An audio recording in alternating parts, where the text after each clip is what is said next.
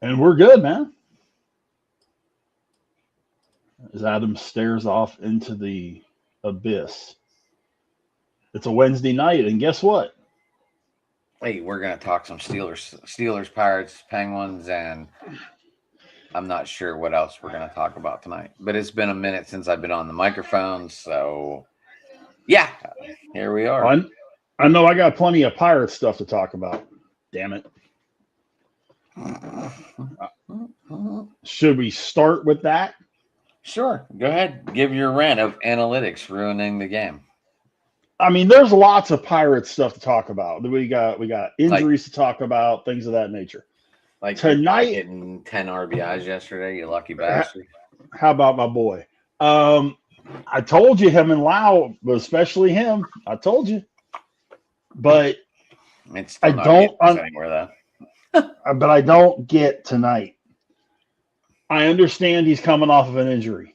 He's had 8 appearances since the injury. For those of you that aren't aware, it's Wednesday, July the 8th. Jared Jones tonight goes the first 6 innings perfect. Perfect. And nothing was even close to a hit. He went to 3-ball count twice. He was serving cheese. No question about it. Blake Snow. 74 pitches in, and he gets pulled. The absolute first hitter in the top of the 7th. Line drive hit over Gonzalez's head for a base hit. And then 3 runs later, it's 3-0 Atlanta. The PNC crowd was booing Kelly when he made the move. They booed poor Mason Montgomery when he come in out of the bullpen. It ain't Montgomery's fault, folks. He's just doing what the coach told him to do. But, I mean, I wouldn't want to be in that situation for nothing. Jones had a legit shot of throwing a perfect game. He really did. Pitcher got pulled the other day for a perfect game, too. I forget what team, but same thing. Same thing. That was no. Different situation. The guy was not normally a starter. The guy had thrown more pitches than he had ever thrown in his career at that point. Yeah, he was perfect, but okay, this is a guy who is a starter. Who I live in the world of if they're gonna do it, let them do it till it ends. I get it. The part I don't live in this world of right, but if Jones had 105 pitches, I could say okay. I kind of get it. You don't want to push him that much. What's up, Marcus? I don't really want to push him that much over 105 pitches. The man had 74 pitches. I got to ask while Marcus is in the background, did anyone call CM Punk for a Monday Night Raw? Oh, he and I both did.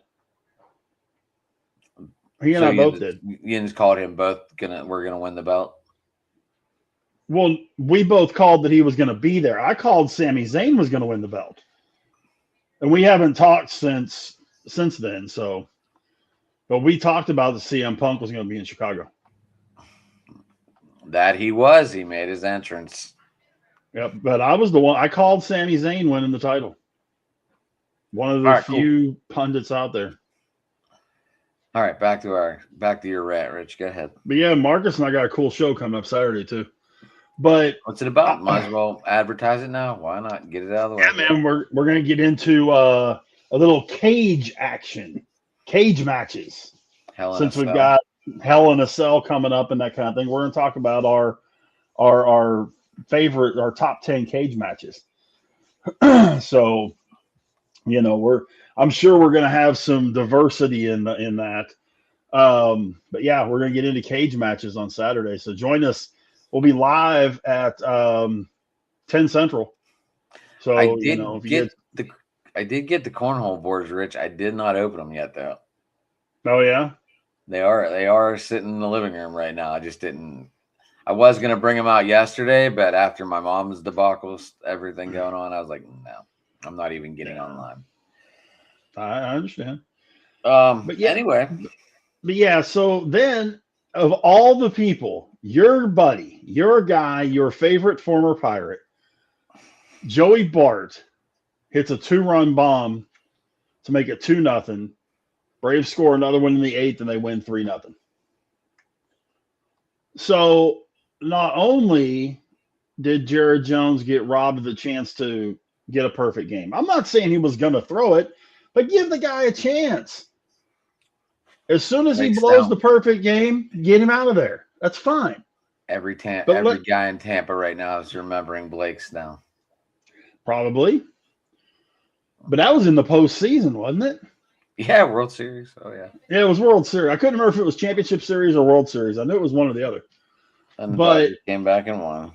Yeah, but I just beat my head off the wall. I'm sitting there listening to it and going, oh. And, of course, the guys on the radio are talking constantly about, well, 15 up, 15 down, 14 up, 14 down. Blah, blah. Okay, I'm not a big proponent of that whole jinx deal. So okay, fine. I'm watching Twitter and people are absolutely blowing it up. It's like, look, if the jinx was going to happen, it would have happened when he first said it, not 8 batters afterwards. So there's that. But I'm just, and I'm a proponent of Kelly 99% of the time. This time, you screwed the pooch, DK. You screwed it up. You should have given him the chance to do it. Last night, something that happens less frequently in the history of baseball since they started keeping the RBI stat than a perfect game.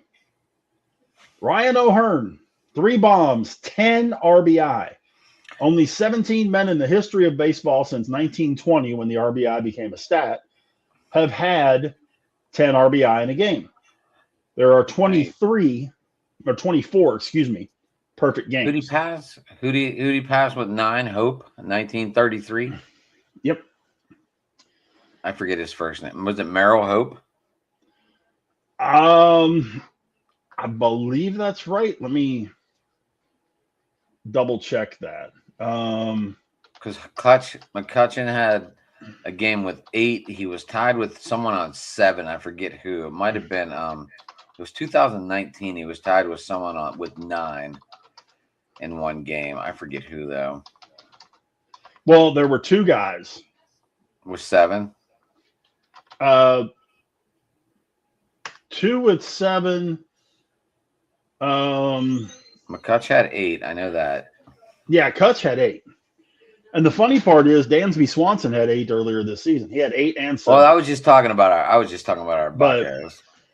Yeah. Actually, O'Hearn is the last player in Major League Baseball since 2024. Some guy named Ohtani. Okay. He's pretty good. Did it. Yeah, he's pretty good. He had all the RBI by the 6th inning, which is also kind of interesting. There we go. Oh, he was on pace. He was on pace for the cycle of home runs. Yeah, because he started grand slam 3-run.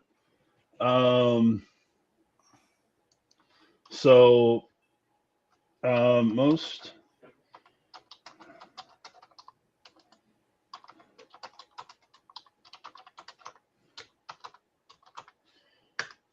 There we go. There's my list. That's what I need.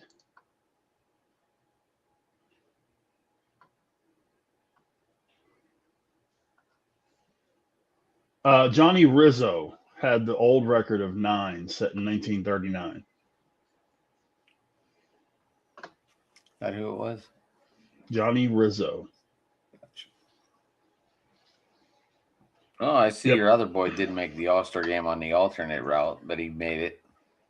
Yeah. I mean, and I was going to talk to you about that because the All-Star teams came out the other day. Paul Skeens was named as the Pirates representative. He's not going to be able to go mainly because he's pitching Sunday. And the Major League rule says that if you pitch on Sunday before the All-Star game, you're not eligible to pitch in the All-Star game, which is why Jacob Mizorowski is not going to pitch in the All-Star game either. I'm glad that they put Ashcraft in there because honestly, I think he should have been in there in the first place. I'm very disappointed in the fact that no Lau and no O'Hearn and no Gonzalez. Mainly no Lau. The kind of year he's having, particularly at second base, is a history-making year for second baseman. I mean, hell, even my guy Sandberg, Rhino never had a start to the season like what Lau's got. So I'm very disappointed. There may be some changes between now and the All-Star game that may get Lau in there or might get O'Hearn in there, hopefully. But hey, the guys are having great years, and hopefully, they can continue on with that and take the, I guess you could call it disrespect, take the disrespect and convert it into a really, really strong second 60 games of the season. It's not really the second half anymore. The All-Star game used to be, right around the 80, 85 game mark, 85 to 90 games. Now there's going to be teams that are going to have 100 games in before the All-Star break. Most of the teams in the league are going to be somewhere in that 95 to 100. So, that's definitely not a good thing. I mean, we're looking, Pirates have already played 93. They've got tomorrow, Friday, Saturday, Sunday. So they'll have 97 at the All-Star break. So is the All-Star game later, or is this because we're starting earlier? It's because we're starting earlier. The All-Star game has always been right around a little bit after the 4th of July. I don't remember it ever being in June. But we're starting like 2 weeks earlier than what we used to. It used to be that you started the first Monday of April was usually when you started. Sometimes even the second Monday of April. But, now we're starting the last week or the next to the last week of March. And, that puts 7, 8, 10 games on the schedule before you even get to April. So there is that. And the funny part of last night with O'Hearn, and here's the precursor to this, okay? I had Dansby Swanson on my roster in our fantasy league for a large chunk of the season. He was on my bench when he had 8 RBI in a game and when he had 7 RBI in a game earlier this season. O'Hearn was on my bench last night. What? I won the week the previous 2 times. I won the week those 2 weeks that Swanson went crazy, and I didn't have him on in my lineup. So hopefully that's what happens this week, even though I didn't have O'Hearn in my lineup last night. I had him on my DraftKings. I just didn't have him in my our fantasy lineup. And by the way, 59 DraftKings points last night. Thank you. What? 59 DraftKings points for Ryan O'Hearn last night. You figure 3 bombs, that's 14 apiece, plus the RBIs. Plus he had a single out after that. 59 points, sir. That's insane. It is. That's the highest output since... Look at my buddy Logan Stone popping in there. Pirates are going to win the 2026 World Series. Man, that would be nice, wouldn't it? Logan, what kind of... I know you're not on anything, but thanks for the hope. Logan's a Cardinals fan. Yeah, big. He's a... I can't even say it without laughing. Okay. What was their catcher?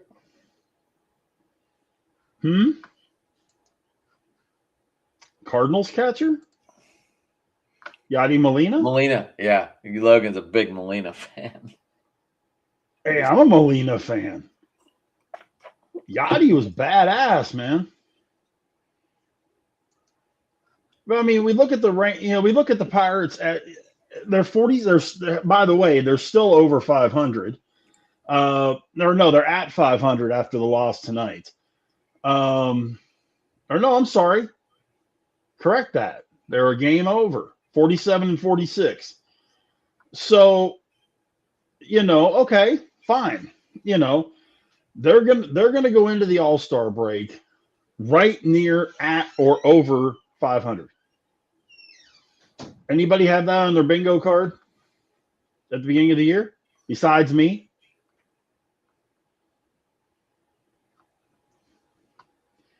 I think there's. I don't remember. I think they're still on pace to do exactly what I figured they were going to be, somewhere around 85 to 88. Logan, Logan. Oh, Tuesday night, you're welcome to come on, buddy, if you want to come on with us and BS some sports. Open sports mic, Logan, you're always welcome. You know that. Just message me. We'll leave you out of your Molina out, but I don't know if Jason will though. Logan used to come on all the time back in the day, Rich. Oh yeah. Yeah. He's a good dude. I just know that this team, they're fourth in their division and people are having a meltdown. Okay. Let's take one very important thing into consideration. Actually, two very important things into consideration when we're saying this. They are, as we sit right this minute, they are 4 games out of the wild card. That's all. They are in a division that if they were in the AL West, they'd be in first place right now. If they were in the AL Central, I will message. They would be two. They would be 2 games behind.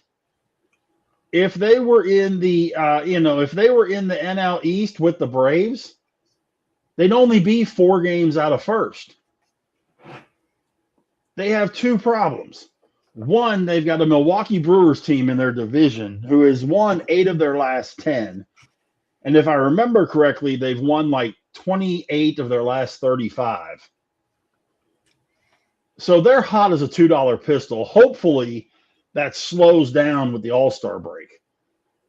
But, they're only 5 games back of the Cubs. They're only 2.5 back of the Cardinals, who I think both of those teams are going to peter out and fall back. I don't think I picked the Cubs in the beginning of the season, so I'm not going to pick them to teeter out. I know you did. But all I'm saying is people are freaking out. Well, the Pirates are in 4th place. So are the Washington Nationals with a 47-46 record, the same record as the Pirates. But they're only 7 games out of first because the Braves have come back to reality. And I think that's what's going to happen to Milwaukee, is that they're going to come back to reality and things are going to get a whole lot tighter here in the second half of the season. So all you Pirate fans out there that are having an aneurysm because they're in 4th place and they're 12 games out of first, nobody ever said they were contending for the division. Could 85 to 88 wins win the division? Could. Will it? I still think 90 wins the division. And I'm not sure the Pirates win 90. But I'll also tell you this. If Paul Skeens pitches like he pitched last night in the second half, then we might have something. Because just as Jared Jones was on tonight, and boy, if he pitches like that the rest of the season, Adam, I'm telling you, he pitches like that the rest of the year. Skeens, Ashcraft, and Jones, okay. That's fine. Chandler will be okay.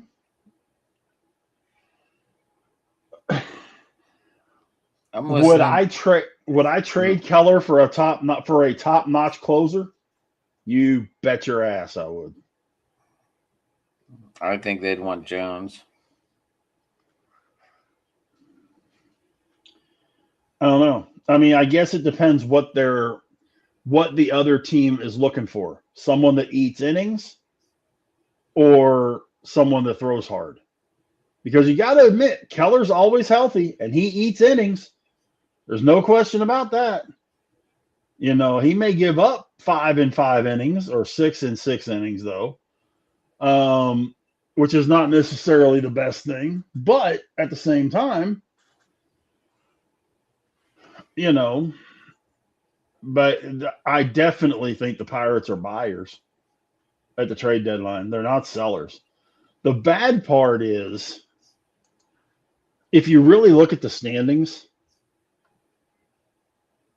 you have Kansas City, who's 38 and 54. You have the A's, who are 36 and 56. You have the A's, who are 41 and 51. You have the Mets, who are 38 and 54. San Francisco, who's 38 and 54, and the Rockies, who are 38 and 55. You have 6 teams in the entire league that are 10 games or more under 500. That's it.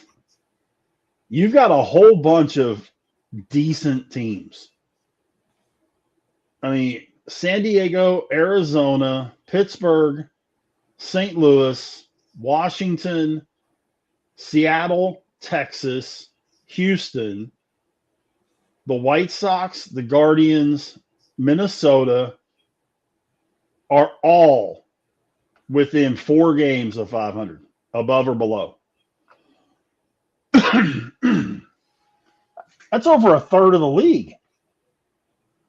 That's right around 500, within 4 games either way of 500.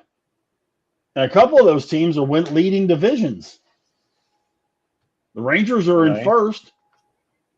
You know, the Rangers are in first. They're tied with Seattle. They have a 1.5 game lead over Houston. That's 3 of the teams we were just talking about. The White Sox have a game lead on Cleveland and a 3-game lead on Minnesota. So that makes 6 of the teams that we were talking about. Right. Then you add the Nats and the Pirates, Cardinals. I mean, shoot, that's 9 teams.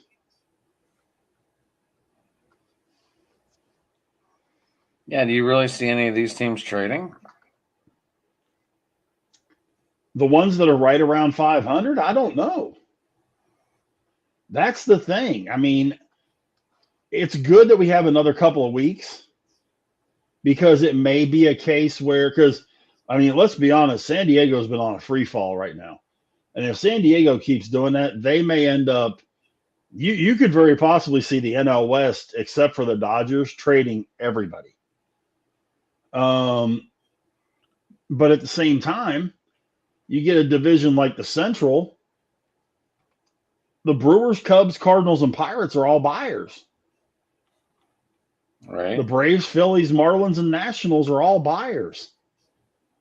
You know, but then the question comes down, who are they going to get rid of? You know, we talked about this before. San Francisco's got a ton of guys they want to get rid of. But who's going to take their crappy contracts? That's the other Matt question. Chapman and I still think the Dodgers are going to take Devers. So in about 30 seconds, Jason's going to pop into the window. After I said that. But Devers has a bad contract. Chapman has a bad contract.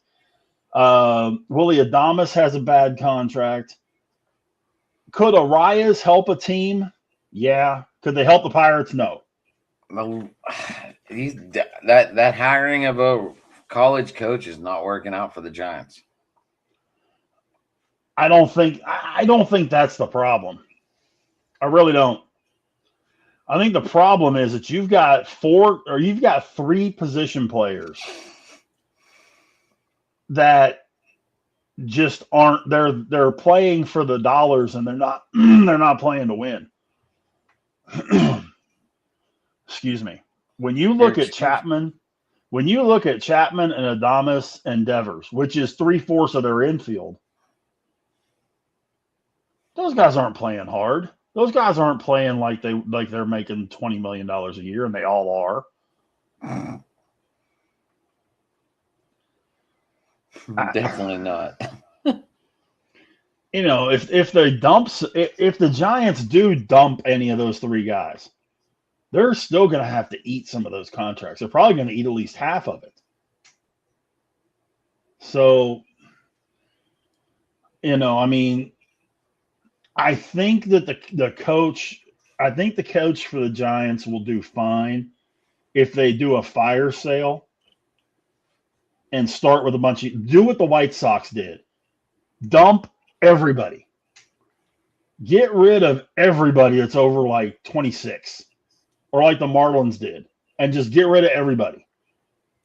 Really? And give him a chance to groom these guys. I think he'll do fine.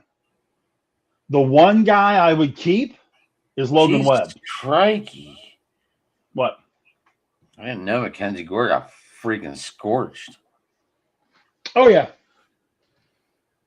Well, he had given up 3 runs when I changed the channel. They gave up all 7. Yeah, there you go. I've got Gore too, so don't feel bad. Crikey. I don't have him in our league, but Harrison didn't help me much tonight.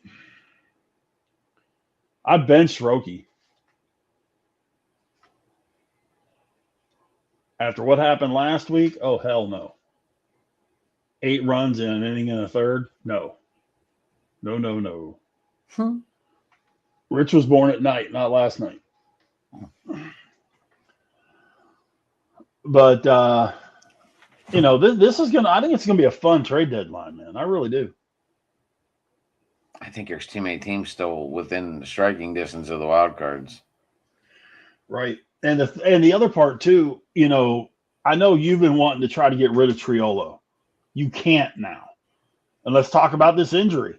Connor Griffin with a ruptured tendon in his finger, that he's going to be out 8 to 10 weeks, which means we're talking end of August. End of August, 1st of September. Yeah. If that. Yeah. End of August, 1st of September. And they might shut him down. Who knows? Second injury in less than 2 weeks, 2 months. And neither one of them is really his fault. I'm not real sure how the hell he ruptured that tendon in his finger. Yeah, I was trying to find that out, and I didn't find anything. I don't think they know. He was playing through it. So they don't even know how far back he did it. But, it was obviously done before the 1st of July. So that's why I say, 8 to 10 weeks, we're talking end of August, 1st of September. But, if they're I think they're going to leave it up to him, to be honest. If they're in the hunt or they're in the playoffs, like you're sitting there, Adam, he's going to want to play. Oh, I know. And he's going to have to play for this team to make the playoffs. Should be getting Cruz back soon. And we're due to get Cruz back, which will definitely help the cause. In fact, Cruz is due back, from what I've read on a few different things. He may be back right after the All-Star break. He was swinging a bat today. So, they're looking at rehab games next week or the week after. So they're saying that the team is saying that Cruz should be back before the end of the month. Okay.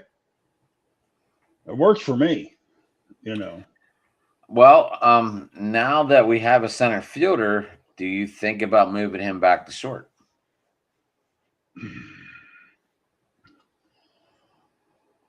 No.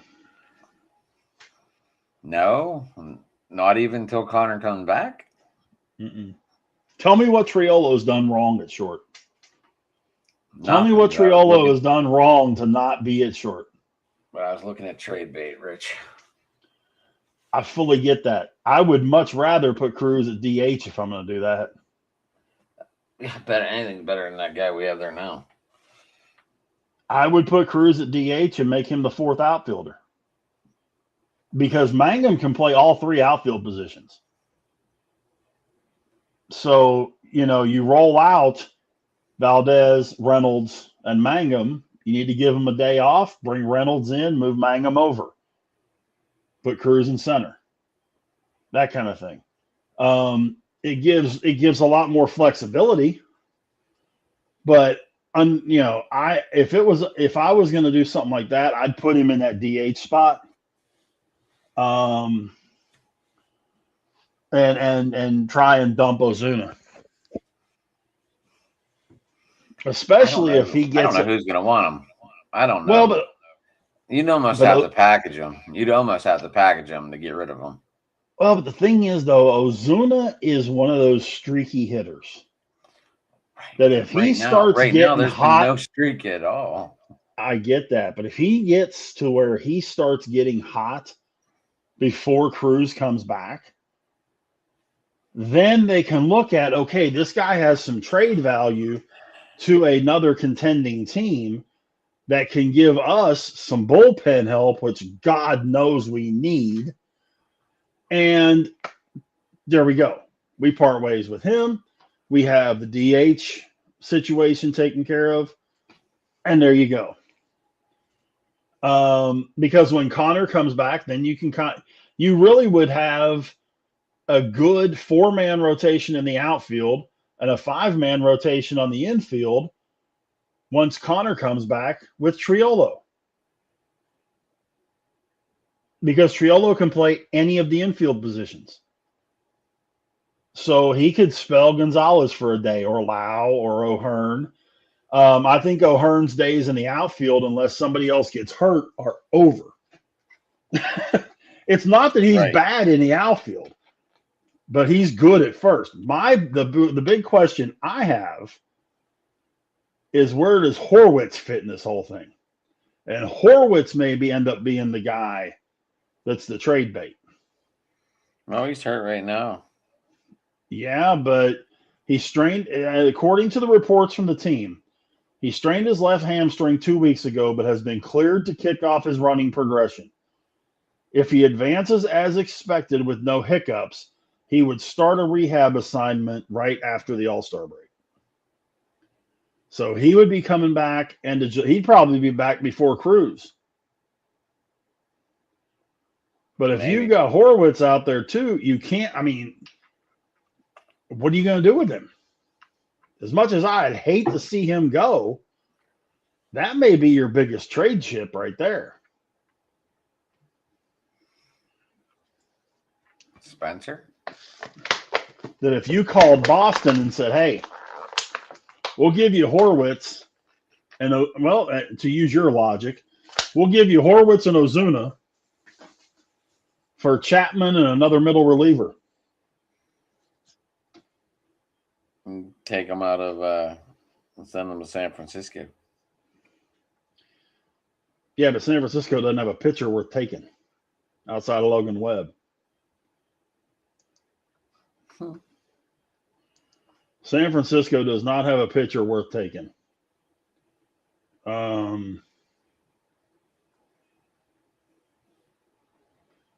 Neither does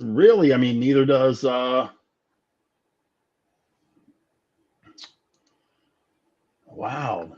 I'm looking at this. Colorado does. Jordan Romano, maybe, from Colorado. Would I trade Horwitz for Jordan Romano? Yeah. I'd do that.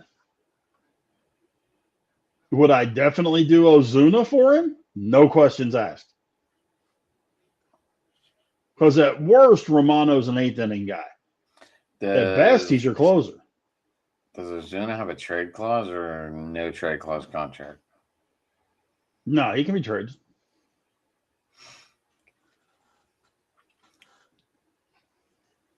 He can be traded. It's going to be interesting, but I mean, with so many teams getting into wild card, it's hard to find trades anymore. True, but for the first time in a long time, the Pirates could make an offensive trade and not dramatically hurt themselves. Because if you look at what's starting out there right now, Reynolds, Mangum, Valdez, Gonzalez, Triolo, Lau, O'Hearn. Okay? You have Griffin coming back. You have Horwitz coming back. You have Cruz coming back. You got 3 guys for 2 spots. You're not trading Cruz. You damn sure ain't trading Connor Griffin. So that means you're either trading Horwitz or Ozuna. That's the only thing that I can see. The other part of it, and I know you really love this guy. I like him. I don't think he's as good. Andy Rodriguez hurt again on the injured list. IL time. I mean, I was always taught, and I was taught this by a ton of different coaches. You know what the best ability somebody has is? Availability. Aaron Judge, not as valuable as he normally would be. Why? Because he's not on the field. How much better would the Yankees be right now if he was on the field?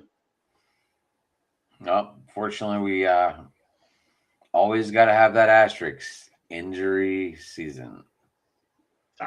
Yes, but when you have guys... Or, like prediction, always have, obviously we all make predictions, non-injuries in any of the lineups that we make our predictions off of. Right. But the guys made the comment on the radio tonight, and I 100% agreed with it. I said, people may give Henry Davis all kinds of crap, but he's there every day. So what happens if the Brewers pull the trigger and get Scoops? Okay. That's going to help them major, just like the Cologne trade. Yeah, but they've lost Brandon Woodruff. So they need to make this trade. They got to do something. I mean, they haven't said exactly how long Woodruff's out, but it is a shoulder issue.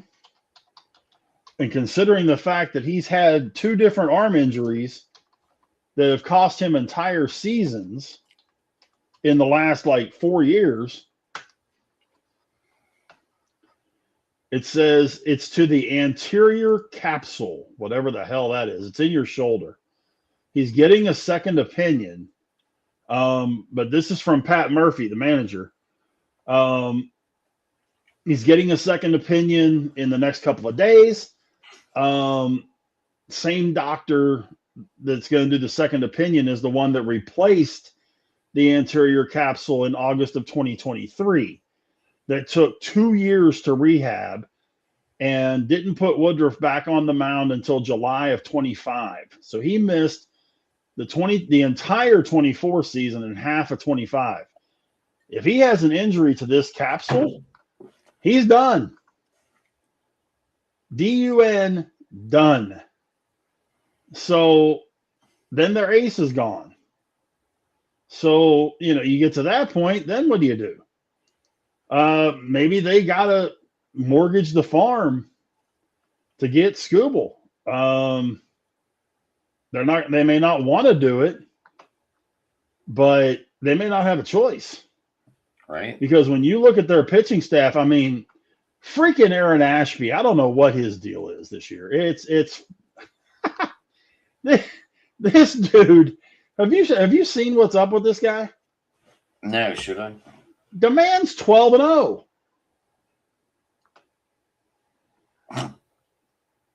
Hey, the man is 12-0. But what do we always talk about when we're talking about football quarterbacks? When you're put in the right situation, you succeed. I get that. The funny part is, you know how many games Ashby has started? 12. 1. He's their long reliever. Hey, he's doing something right. And he's 12-0. Maybe so I mean, when you look out. Yeah, I mean, when you look at their roster, yes, they've got Mizorowski. Yes, they've got Kyle Harrison. Yes, they've got Trevor McGill, who is hit or miss. But if you put Skubal out there with Mizorowski and Harrison, like I just said, they found a situation that works for Aaron Ashby. Yeah. And obviously, whatever it's doing, they figured it out. Maybe they looked over enough analytic stuff and said, hey, the first couple innings are not for him. But once he gets into like the third, fourth inning, yeah, it's go time. Yeah. But, the thing that I'm just looking at is you brought up the thing about Skubal going to Milwaukee. Yeah. Well, I mean, that looks like a possible landing place now. It's a very possible, but is Milwaukee willing to give up what Detroit's going to want? Because we all know that for the conceivability of it being a rental, similar to the CC Sabathia deal. If they honestly believe, Rich, that this is going to be the last season for a little bit, why not? Why not make that giant run? Yeah. Yeah. I mean, at least when they made the Sabathia deal, he had one more year. So they had that year and a full season the next year with Sabathia. This would just be a rental. And I don't know that Milwaukee's going to cough up the scratch to pay Skubal $40 million a year. They might. I don't know. With the other pitchers they've got, it would only be a half year. Yeah, but man, I'd be more concerned about, I'd be going to Mizorowski and saying, hey, how about 10 years, $300 million, sign here. And locking his butt up. You can't even talk contracts right now with the CBA and the owners and all that. I get that, but if I'm looking at putting, and I'll go back to it. Skubal is 30, right? 29, 30. Right, I think so. With two arm surgeries. Would you rather make an 8-year investment in that, or would you rather make a 10-year investment in a 22-year-old kid that throws 170 miles an hour? I know what you're saying, but with this crap coming up, right? But what I'm saying, you see what I'm saying, though. If I'm looking at the long-term end of Tarek Skubal, and I've got Jacob Mizorowski standing here going, hello, I would have to look at Skubal as a rental. I wouldn't even look at him as somebody that I'm going to sign long-term. If you're going to go, this is the year to go. Especially with this strike looming or whatever. If I was Milwaukee, that's what I call it. Right, but if I was Milwaukee, you know who I would go after? And I was just talking about him as part of a rebuild, but if they put the right prospects out there, I'd go after Logan Webb. Pitcher for the Giants. He's an innings eater. He wins games. He has playoff experience. He'd be a great fill for that team. He's under contract. I think he has 2 more years on his deal. Yeah, it's going to cost you some prospects. It won't cost you as many as it will to get Skubal. But you'd also have control of Webb for a couple of years. Who knows? And he's durable. Both. Who knows? Who knows what Milwaukee's going to pull? Who knows? Yeah, but I'm just saying, I mean, if I'm Milwaukee, I wouldn't be concerned about Skubal. I'd be more concerned about a guy like a Logan Webb. Maybe bring Freddie Peralta back. The Mets couldn't hit water falling out of a boat right now. Damn straight on that. So, I mean, are they going to be willing to dump the guy that they just brought in? Probably. Peralta knows the system. So, that might be another one that they could go after. There's teams that I could see Skubal really being a benefit for. I just don't see Milwaukee being it now or in the future. So, but the Pirates have good problems at the trade deadline for the first time in probably 10 years? Probably since 15. That they've had good problems at the trade deadline, trying to figure out who they could cut loose to bring in somebody to make a difference. And I'll tell you what, shit. If it wasn't for the fact that nobody wants to win the AL West, the Rangers would be getting rid of Corey Seager at the trade deadline. I hate when my bench hits fucking home runs. Dude, I had the ultimate one last night, so don't even start with me on that. Guy hit 3 and 10, and I had him on my bench. Well, sounds like a personal problem. Yeah, I hear you talking over there. Oh, man. My big thing is I got to get your guy back. Ramirez. He doesn't look like he's coming back anytime soon. Yeah, he's hitting off a tee right now. He's been hitting off a tee, is expected to face regular pitching soon.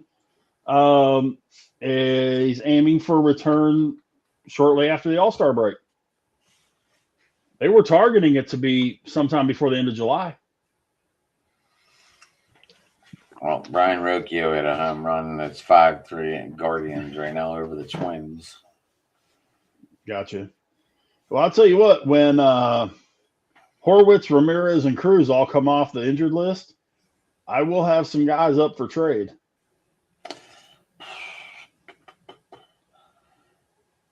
Not quite sure who yet, but I got some. Like, did we just run into the wrong division? Like, again? What? Just run into the wrong division? Like, they're just, whenever we have a good year, it's like everyone else does too. Yeah, but you know what, though? Here's the thing that you can look at, if this gives you any sort of solace in this whole thing. The National League is definitely, at this point in time, the better league. For once.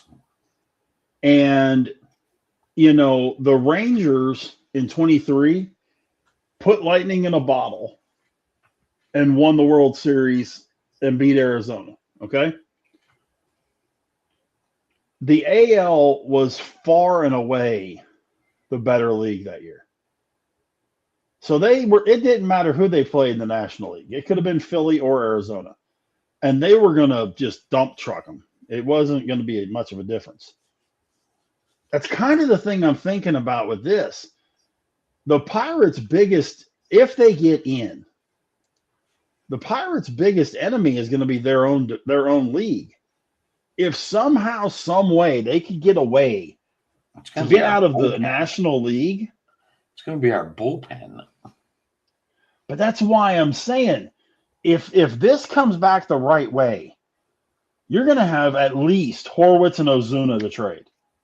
Granted, Horwitz is going to bring you a whole lot better of a deal than Ozuna is.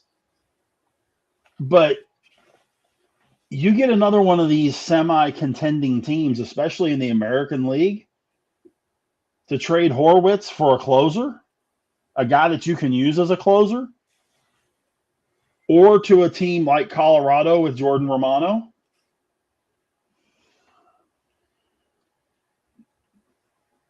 I mean, would I want Devin Williams from the Mets? No.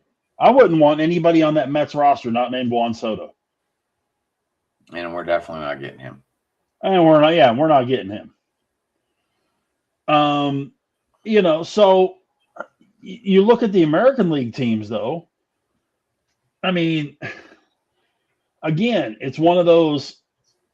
If it wasn't for the fact that nobody wants to win that American League West, the Rangers would probably get rid of Jacob Latz. Okay, we'll give you Horwitz and Ozuna for Jacob Latz today. And I make that move today. Big left-hander coming out of the bullpen, throwing 95 that can also start for you if he has to. I don't think the Rangers are going to pull that trigger. They won't when they're in first place. They're 2 games over 500 and they're in first place.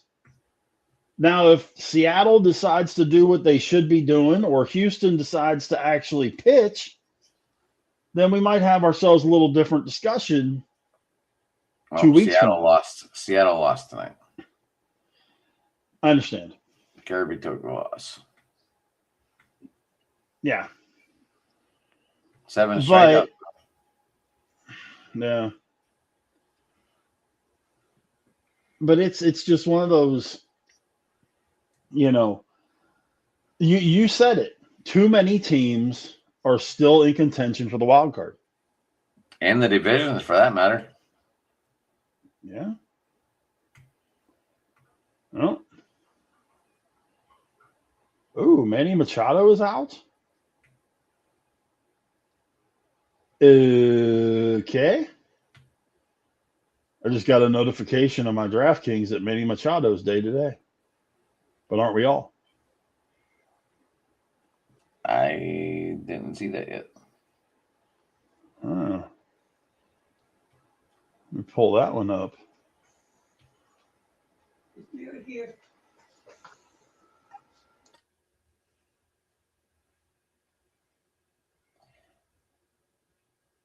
Rich is doing some in-depth reporting right there, getting info from the background.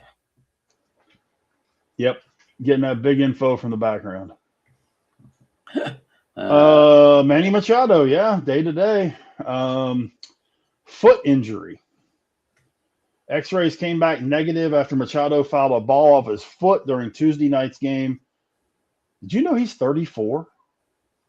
I was going to say he's got to be up there. Hitting 188. 188. Dude, I'm telling you, these analytics have ruined the swing of baseball. 18 bombs, 51 ribs, and 2 steals. That's why. 18 bombs.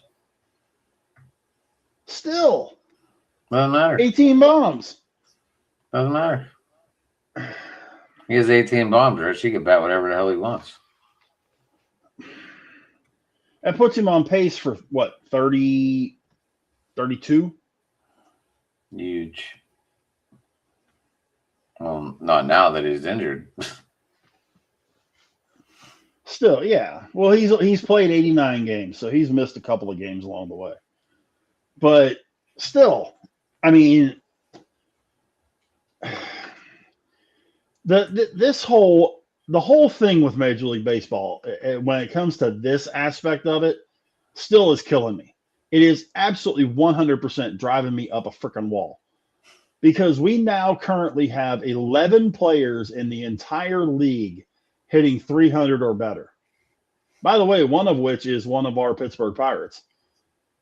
2 of them are Miami Marlins. Xavier Edwards and Otto Lopez. Yandy Diaz, Luis Arias, Nick Gonzalez, Yordan Alvarez, Troy Johnston, Young-Hoo Lee, Michael Harris, and Brandon Marsh. That's who's hitting over 300. Based off of having the proper number of at-bats to qualify, okay? Manny Machado, this is just fucking beautiful. Manny Machado, there are 161 players in Major League Baseball who have enough at-bats to qualify for the batting title. 161 players, Adam. Care to take a guess where Manny Machado ranks on that list Very low. Go ahead, take a guess. 160. 161.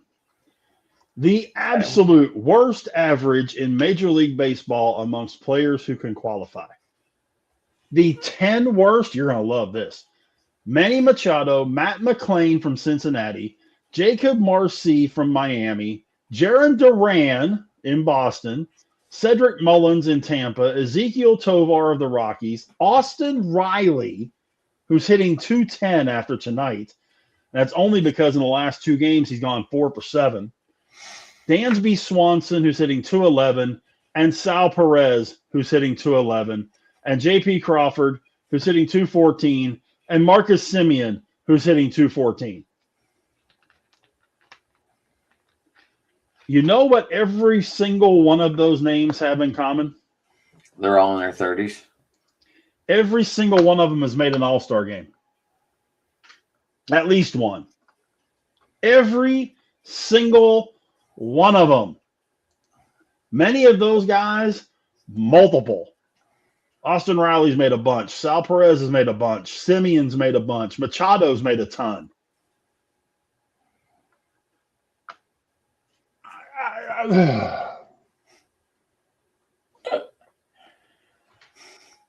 I don't get it, man.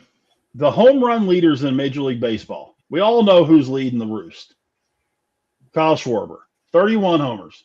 Care to take a guess what he's hitting? 259. 259. Close. 255. I can live with that. If you're going to hit me 31 bombs before the All-Star break and you're hitting 250, I can live with that. Alvarez is second, hitting 29 homers, 310 average.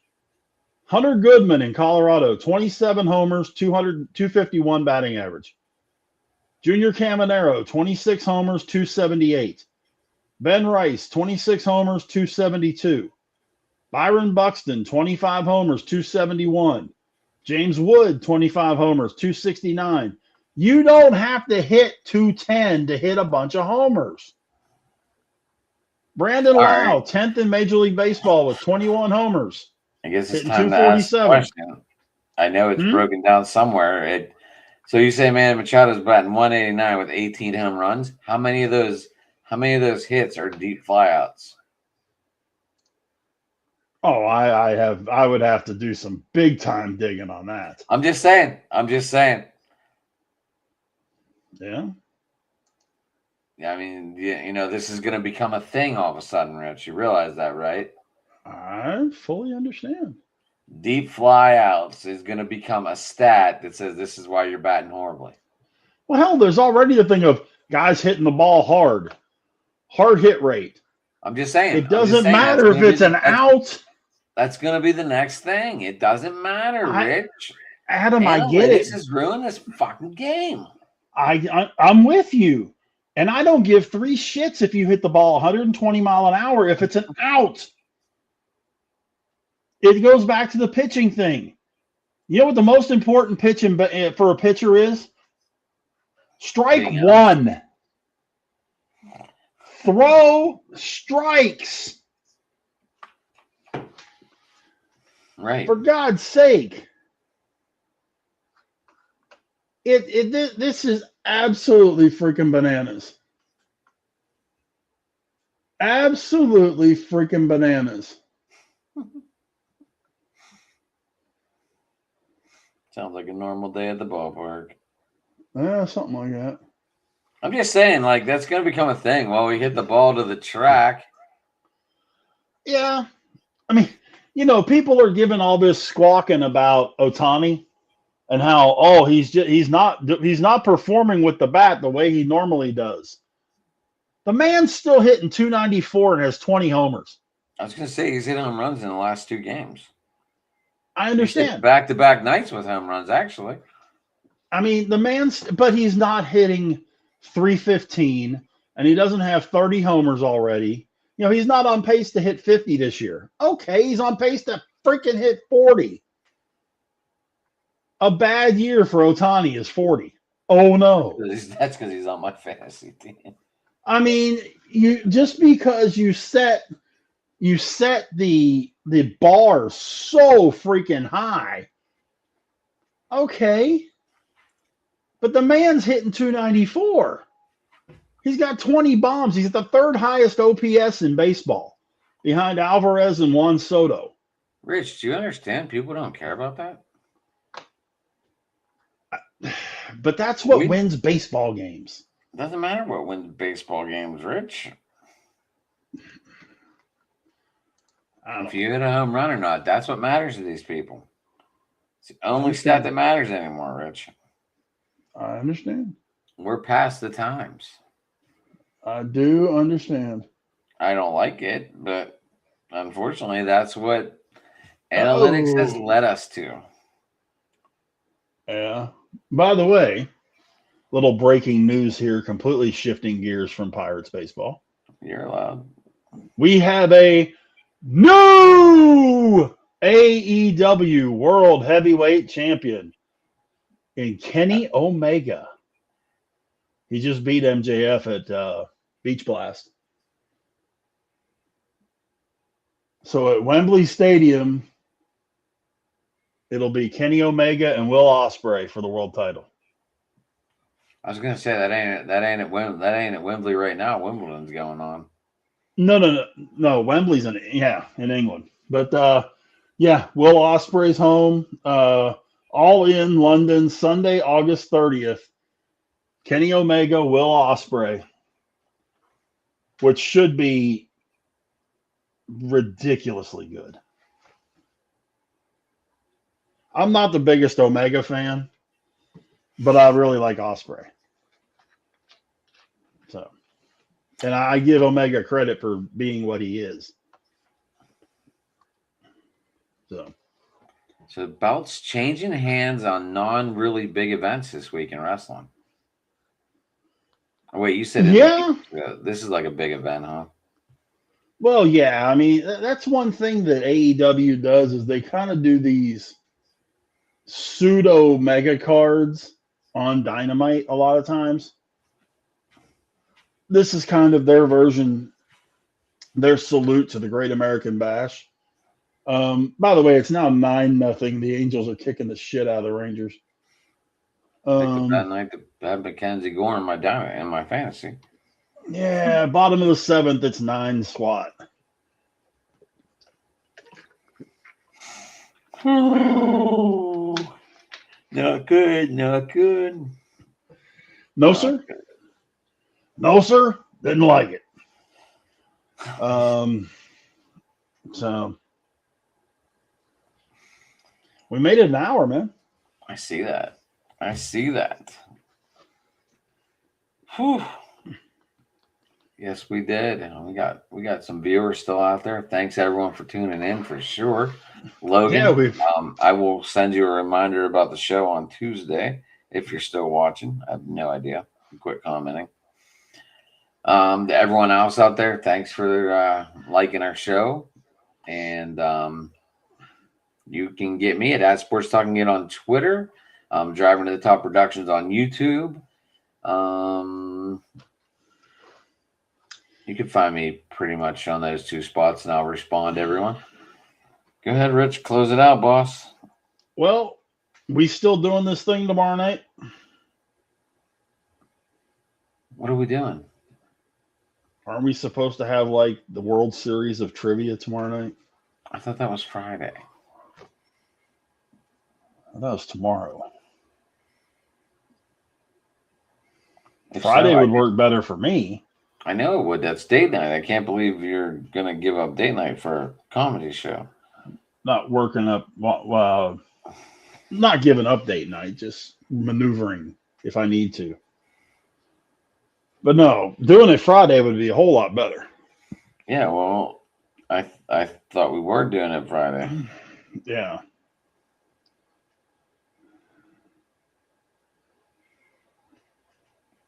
Maybe we should talk to Dylan and see if we can change it, because I thought it was Friday. Because didn't we say Friday on the show because you had Thursday as day night? That was what I was under the impression of, but I saw a reminder thing on his deal that showed tomorrow, the 9th. So that's why I was asking you, because you're moderating this thing. I know. I gotta start writing down some questions. So don't worry, I will get this. I just had life doesn't always come at you easily. I understand, man. I fully get it. I mean, if we want to do, look at it from this standpoint. In an episode of Jeopardy, if they maxed it out, there was 60 questions. 60 questions. That's a good bet. 30 in the first half, 30. They had 6 categories, 5 questions in each one. That's true. So and they didn't always finish off the board. So they do. So if you had between 50 and 60 questions, okay. I mean, I think that's a pretty solid amount. I would hope so.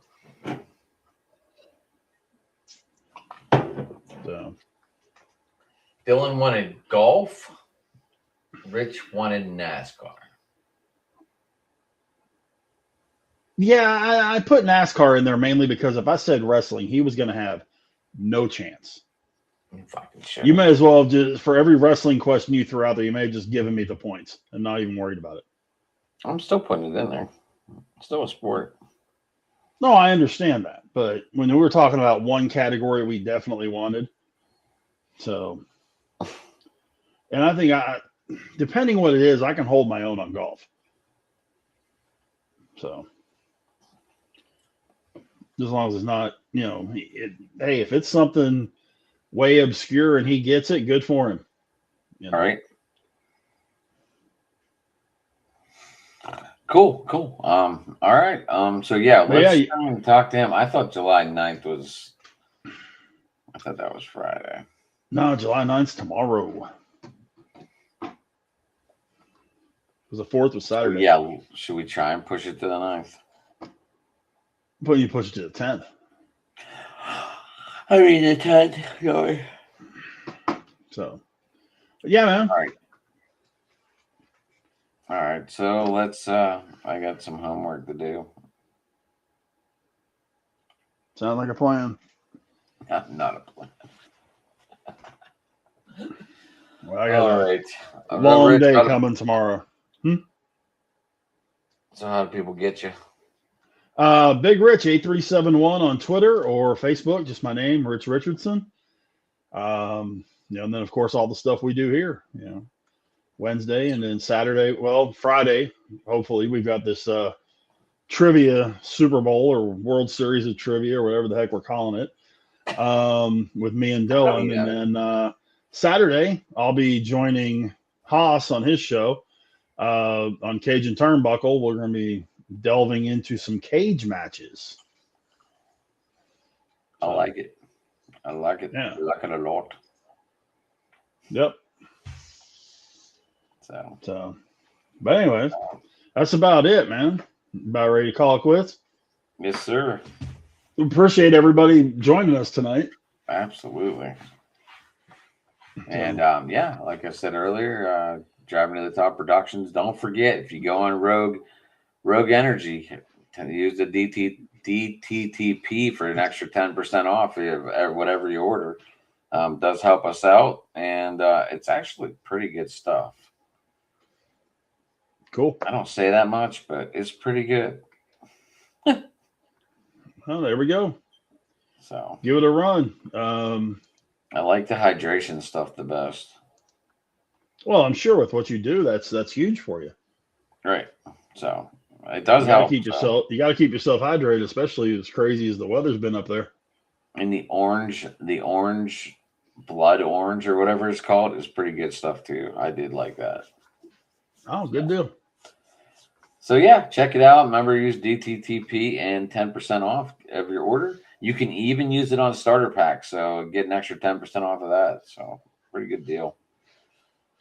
But yeah, there you go.